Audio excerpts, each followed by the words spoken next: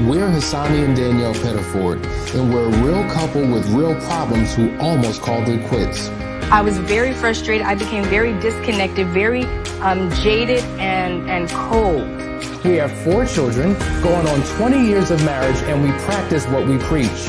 Our mission, to change the way couples relate to one another and teach them the skills needed to improve the quality of their relationships. This is the Couples Academy Show. Well, welcome everyone. Welcome to the Couples Academy Show. It is Friday, and you know what that is. It is the time that we take to answer your questions. That's right, it's Ask the Experts. And the experts that we have with us this morning are Couples Academy practitioners who are ready to go to give you what you need. My name is Hassani. I'm Lakeisha. I'm Lakeisha Hines. I'm Angel Hayes. Hey, y'all. We're going to get it together. We're going to figure this out. We're all here, though, ready to get it and get it. So listen, post your question. Make sure that you get it in soon. I don't know why you guys wait till like 2 minutes before, and then we got like 30 questions. Lakeisha, you know they do this all the time. No, 15 seconds. Right? And then they come. So we want to give you the opportunity to do that. We have a lot that we want to get through today. This weekend coming up, not this weekend, but next weekend, last chance weekend, right? And so we're excited because we have, I'm telling you, it's getting full. It's getting full, and we can't wait to really dive in deep and make an impact in these couples' lives. But before we do, let's go to a quick testimonial, because there are those of you who are still trying to consider, should I do this? Is it going to work for me? Our situation is different. I'm not sure if this is going to work. But you know what? When you hear the testimonies of other couples who have gone through the process, it increases your faith. So check this out. We'll be right back. Hi, my name is Ari. I am from Augusta, Georgia. And my husband and I came up to Dr. Hassani's retreat intensive for the weekend to experience couples intensive retreat. I can't say that I had the same experiences as everyone else because everyone's experience is different. But when I fully was able to get my full disclosure and was able to fully understand what was going on, not only with my husband, but with myself, it was like everything in me just opened up. There was like the doors open to a dirty closet that was full to the brim and everything spilled out. And it was like, I could finally breathe. We had times where we were extremely happy. We had a good time. We had times where we were extremely angry, upset, sad. There were tears. There was emotions everywhere. But on this third day, there was hope. There was inspiration. There was a miracle. You come thinking there's nothing that can help you, but you're trying it just to say you did everything you could. But when you get to the third day, you do what he asks you to do. There's 3 of them, it's a team. You do what they ask you to do. You literally are open to the experience and you let it work on you. I can say on my third day, I not only have hope, but I'm excited. I have inspiration. I feel like I have a testimony. And I feel like this is something that I can share. I want everybody to go through this. And one thing that I realized while I was here, which was extremely important to me, is that these people here genuinely want to help. They are genuinely doing the work with you. It's not just you. It's about you and your spouse, and they are actually here in your mess with you to help in any way they can. Open to communication. You feel secure enough to be vulnerable, to find a place that you did not know that you had or that you could reach. And that is inspiring.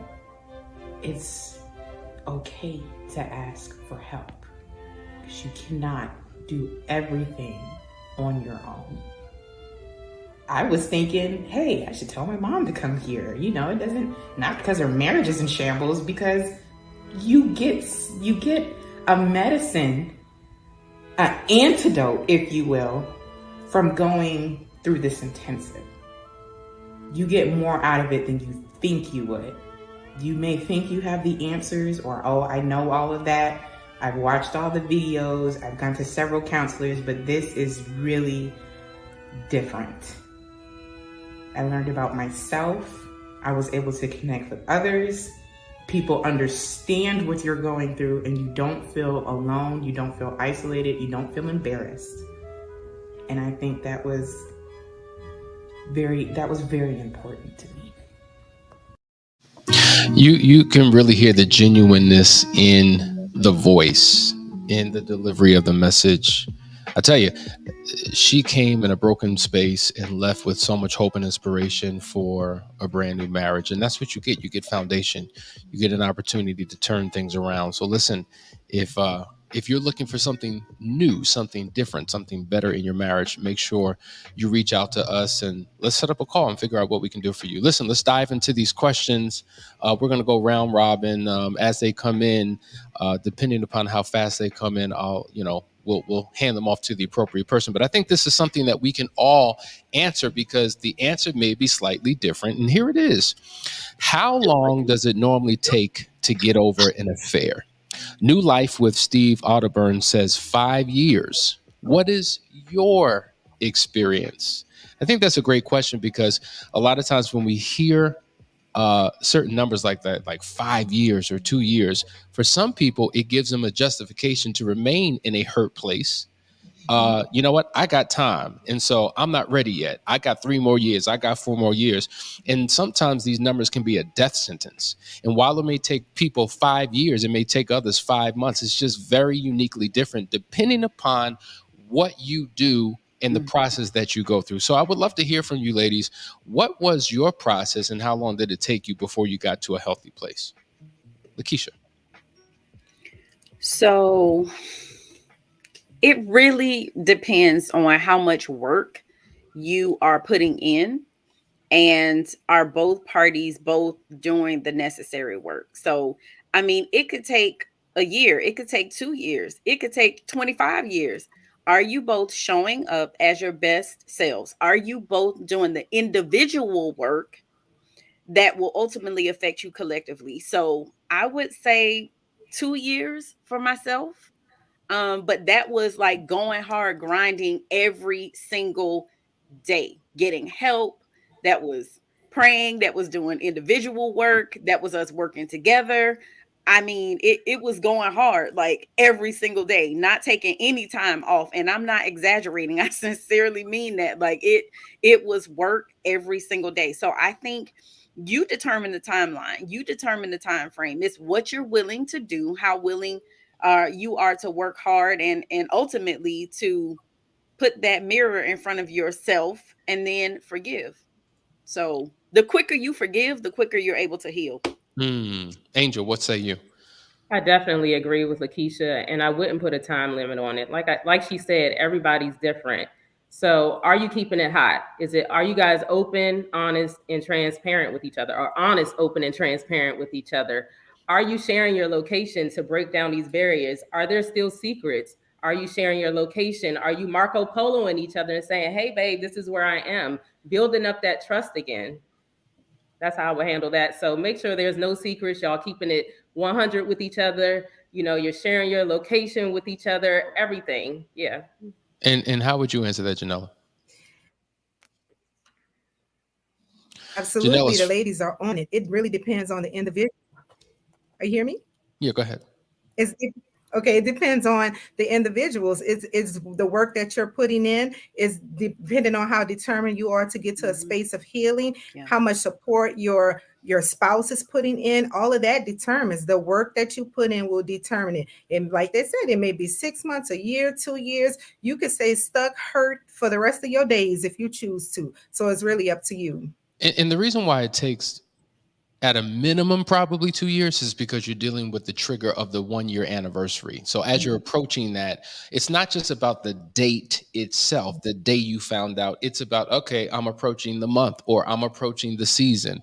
And to Lakeisha's point, like if you're not doing the work on a daily basis, they were just giving you some ideas of what you can do. But the point is, there's no silver bullet. There's no one thing that you can do that becomes the thing, right? She mentioned individual work. You know, Angel talked about transparency and forms of communication, and do you share each other's locations? Are you trusting? Are you forgiving? Are you getting help from a multitude of sources? It's going to take a whole lot, individual and couple work, to get you to that point. And so if you're just dilly-dallying, if you're just going along to get along, if you're occasionally reading a book, occasionally doing a session, there's some people who only want to go to counseling maybe once a month, as if that's enough. They're not doing anything to work on their spiritual development. They're not doing anything to work on their personal growth and development. And so they remain in that stuck place. So once again, I don't think 5 years is a number we should look at. I don't even think we should look at 2 years. It's going to be different based upon what you're willing to do. And what it takes some people forever to get through, you can get through it in a much quicker period of time, depending upon your efforts. Let's go to another question. This is from Ben. Good morning from Tennessee. I am the unfaithful. I've ended the affair and am no contact for 5 months. What do I do if I'm angry that my wife stayed and wants to work it out? Let me just say this. Ben is a regular. Ben shares that he's an 8-wing-7.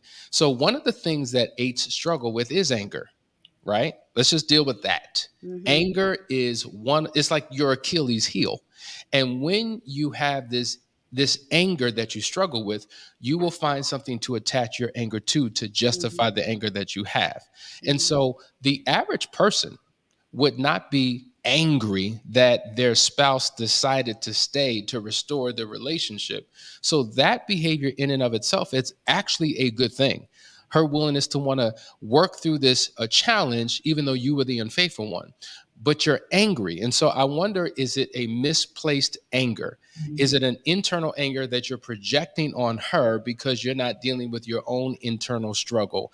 And so this is why, as we're saying, the individual work is so critically important if you're going to have a healthy relationship. What would you all say?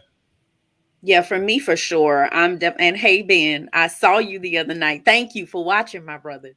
I just want to say that you do have to get in contact, in touch, go inside, go deep, and figure out where that anger is coming from in this particular situation. Because as Hassani said, I mean, the average person will be doing backflips and cartwheels that their wife stayed. So are you angry with yourself for something that you did in the past, for something that you're currently doing, for something, maybe there's fear there that you're going to slip and make the same mistakes because you haven't done the work that you need to do to prevent this from happening again. And also, every time we're talking about infidelity, we always go to the fact that it didn't start with your affair. Something was going on prior to this affair happening. So if you have not gone back and dealt with that, whatever that is, there may be some anger that you have towards your wife because there was something that was going on before and you guys haven't dealt with it. You haven't healed it.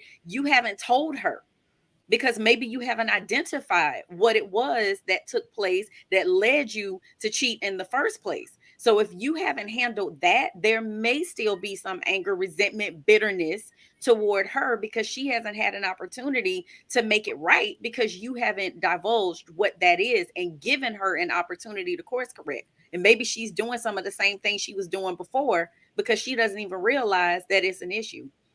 Absolutely. Listen, let me jump over to Debbie. Debbie makes a great point. She says, you need good people like Couples Academy to help you through. They are the best. They all have experience. And that's the key, right? They all have experience. And when you've experienced this type of trauma, you need someone who has been in your shoes. And that's one of the major reasons that qualifies everyone on this show and on our team to do what it is that we do. It's not what we read out of a textbook. It's not what we heard somebody talk about. It's the very journey that they've walked through. And so we believe in rule number one, who do you listen to? You listen to people who have what you want and have been where you are. And so if you want a thriving, happy, successful relationship, listen to those who have one. And if you're in a place of darkness, listen to those who have been there, because they can give you a pathway to get there. I want to jump here. Here's a question. It's been almost 2 years since my husband had an affair. I've had triggers.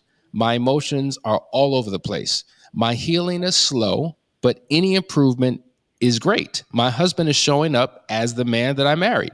He said the other day that he loves me more and more every day. Oh, okay. I guess that was a testimony, right? That you're sharing of the journey that you're taking. And we appreciate that. Listen, T, I need you to repost your question so that it grammatically makes sense to me, so I can read and we can answer that. So do me that favor, okay?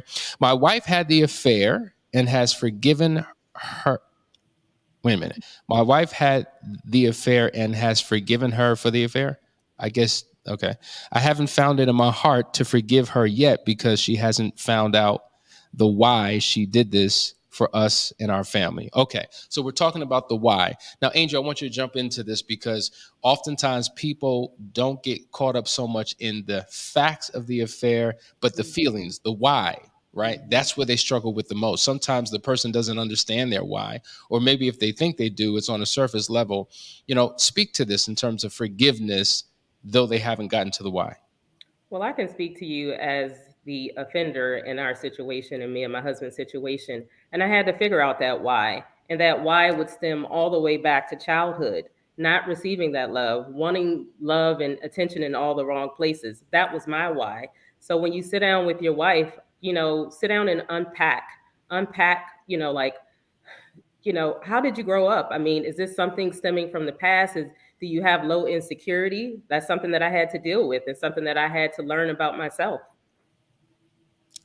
Excellent point. Jules says, you want help from people who have what you wanted, have been where you've been. Awesome. Awesome. Jay continues on to say, I can't move forward till she figures out the why and explain it to me. Janella, what are your thoughts on that?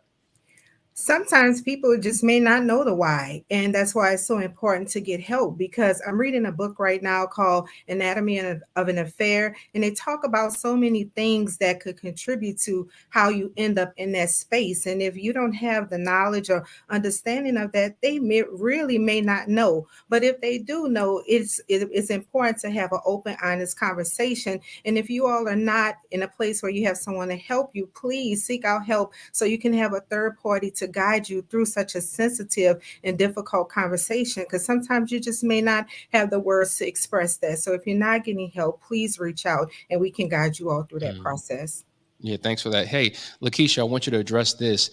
I feel like after 26 years married and 30 together, and the fact that he's still extremely close with the person he had the emotional affair with, it may be time to move on.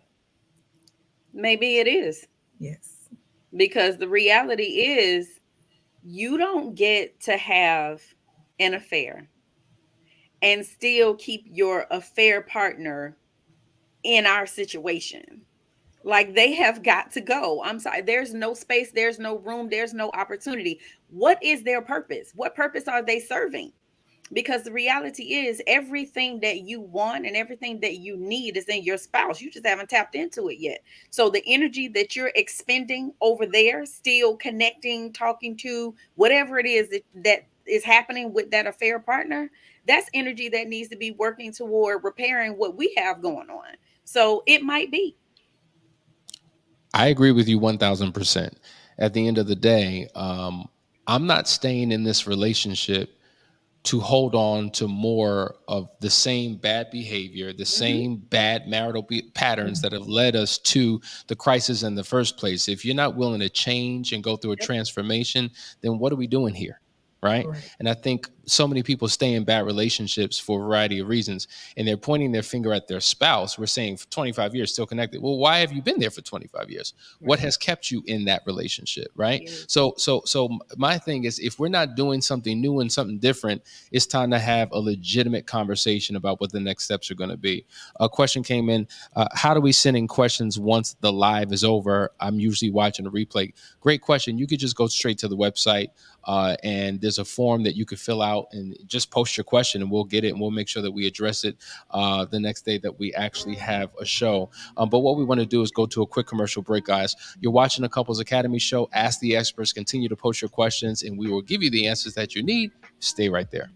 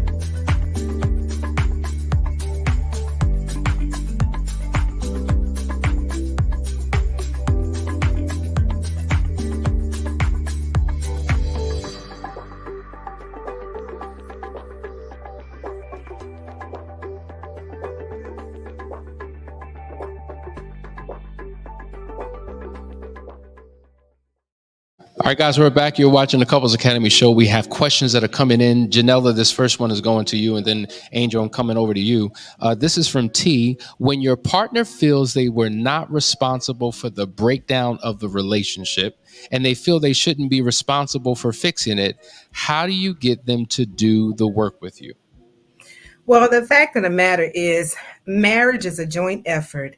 Yes, we have our individual work that we must do, but there's a collective effort that needs to happen. Something got us to this space, so it's not just going to be a one-party show. Everyone has to show up and be willing. So, although he may not be the offender, but the work still needs to be done collectively. So you mean both of you have to play a role? Both of you Absolutely. have to do some heavy lifting? Both of you have to participate in this journey? Because, Lakeisha, listen, I know that we've worked with individuals, right, where the betrayed spouse believes that 99, if not 100% of where we are is because of my spouse. Right. And so if 100% is your fault and your responsibility, I'm going to sit back and I'm going to wait for you to do something first before I do something. Or you're going to have to do it all in order for me to be committed to this. And I found that even though they're responsible 100% for the affair, there were issues that existed prior to the affair that we both have to take responsibility for. Right. And it's easy to stay in that victim role because a lot of times people will use that as justification for them not doing their work, that's just not right. I mean, at the end of the day, it's just not. We both have equal responsibility to work on the relationship. So agreed. Alicia, Angel, this is for you. As being the unfaithful spouse, how do you get past the shame, guilt, and feelings of being the victim? How do you deal with the feelings and emotions of your spouse not loving you the same no more? Hey, Felicia. So for me, I had to pray. I had to make God the center of everything. And I had to forgive myself first. That was number one. And then I just showed up. As far as my spouse, I made sure that I showed up. I overly showed up. Like I was overly just over the top with everything. Whatever he needed, I just held his hand all the way through. I was his healer. And so from becoming his healer, he was able to see me in a new light. He didn't see the old Angel anymore. So, I'm like, hey, babe, what you need? You sad today? Let's talk about it. You know what I'm saying? And so that bridged the gap between us. Before we had this, in this book I'm reading this book called Not Just Friends with Shirley P. Glass, and it's talking about windows and walls. And me and my husband, we had this huge wall up. And instead, we created a window where we communicated with each other and we were transparent with each other about our feelings. And with my husband, being the betrayed spouse, he just didn't want to talk about it sometimes. So it was like, I had to be his strength and I had to put on my superwoman cape and just be there for him and say, listen, babe, I'm here however long it takes. And from that, my confidence grew, his confidence grew. And now together, here we are. Awesome. Love it. Hey, Hassani, I wanted to just throw in here right quick. Renita says it was 6 months for her to recover from infidelity. Thanks to Last Chance Weekend, the Moving Forward program, and both of us doing the work after trying by ourselves for several years. So you see what I'm saying? Like we're talking about time frames. We're talking about healing and recovery and how long does it take? But what she said is exactly what we're saying. And I want you guys to hear from the people who are in the position that you are currently in. She's saying we did our individual work. We went to Last Chance Weekend. We did the Moving Forward program. So they got support, they got help, and they both showed up and they did what was supposed to be done. So again, you determine your timeline. I'm so glad you pointed that out. I didn't even see that comment, but that's so true. And I think that gives hope and encouragement to those who think it's going to be some ridiculous long journey that they'll never reach, and they'll spend the rest of their lives soaked and saturated in their pain. And but hear what she said. It took 6 months because of what? We did the Last Chance Weekend. Yep. We did the Moving Forward program. We did our own individual work.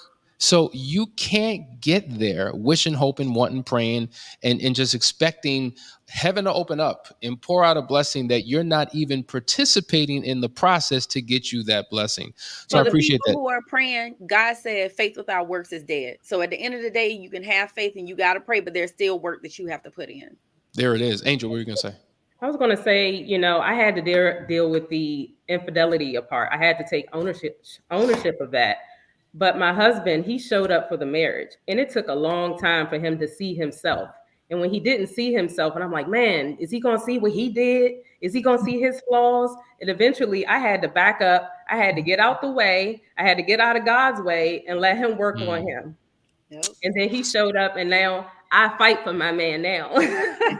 But I think that's a great point, because here it is. He was the betrayed spouse, but still had a role and responsibility of creating a vulnerability in the marriage for an affair to occur. And he took ownership of his role and his contribution. And I think if we both individually do that, we will get to a better place. We're going to take two more questions. I want you to weigh in on this, Lakeisha. Oh, this is not the question. This is the question. What strategies, focus do you recommend for while you're working on healing and rebuilding, fitting in the individual work, the couple work, the fun, the whole family work? It all seems to get overwhelming. Yeah, so it can get overwhelming. You're absolutely right, because it is a lot that you're trying to juggle and balance, especially if you're working. You said family, so that sounds like there are kids involved, and there are a lot of different things that you do have to maneuver. But the reality is you have to make time for these things. And honestly, you have to schedule stuff.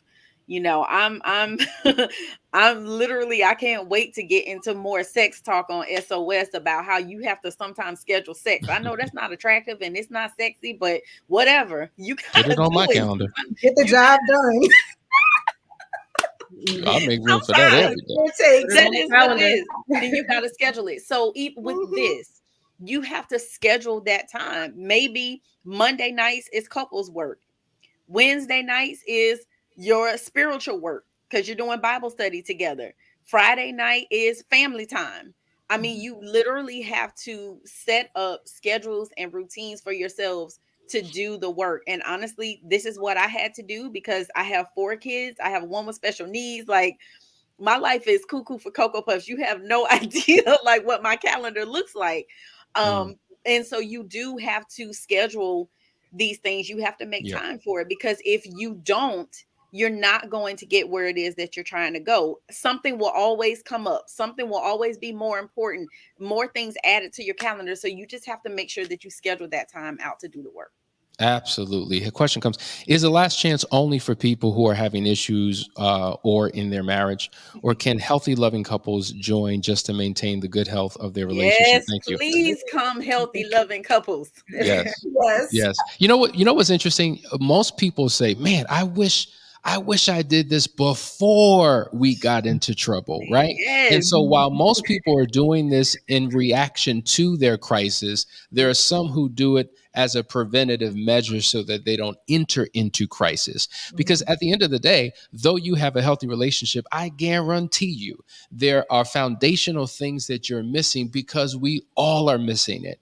Because there's no school, there's no class that many of us have gone through that have given us the foundational core principles. And that's what we do on the Last Chance Weekend. So while we do address the crisis or the trauma or the hardship that brought you to us, we help to build a healthy foundation for a long-lasting, mutually beneficial relationship. So I would encourage you to reach out to us. There's still more room for this upcoming Last Chance Weekend. Come on out. Do we have time for one more? Oh, Go yes. ahead. Is that the one That's you wanted? the one. That's the one. That's the one. Being the betrayed partner, I have done more work and put more effort in fixing our marriage and understanding the effects of infidelity on both us that he has or will do. Why is that? Man, take the focus off your spouse and put the focus on yourself. It is so easy. Again, when you've been hurt, and trust me, I understand when you've been betrayed at this level to this magnitude, it is so hard to not focus on your spouse and what they're doing. But the reality is you do have to focus on yourself, because there's only certain things that you can heal on your own, that God can heal. And so forgiveness for me, I've said this many times, is in 3 parts. If you are a believer, you're a person of faith, It's forgiveness from God first, forgiveness from your spouse second, but the third most difficult is you forgiving you. And there's always something that we all have, because none of us are perfect and we all make mistakes, right? So we all have things that we have to forgive ourselves for. So a lot of times we will project our mess onto our spouses. Mm-hmm. So true. Jules says, we did the Audacity of Marriage retreat, the Last Chance weekend, the individual work, the marital work, to the Couples Academy, and then became Couples Academy ambassadors, now marriage coaches. Doing the work makes the healing possible. And Yes. and let me tell you something, everyone that you see on this screen has gone through some type of pain, gone through a recovery process, done the individual work, done the marriage work, somehow been enrolled as an ambassador. Now they're practitioners. Listen, it can happen for you, because we're living, breathing, walking, talking examples of what happens when you do what's necessary to, number one, heal your own life, and number two, restore your relationship. Renita says, agreed. When I took the focus off my partner and focused on myself, it was life changing. So guys, I want to thank you all for joining us today. You can find every practitioner that you see here in the app. If you haven't downloaded the app, what in the world are you waiting for? Or go to the website, find out more information about what it is that we do. We're going to end off with the promo for the Last Chance weekend, but we love you all, and we will see you on Tuesday, because Monday is the 4th of July. Enjoy it. See you on Tuesday. Take care.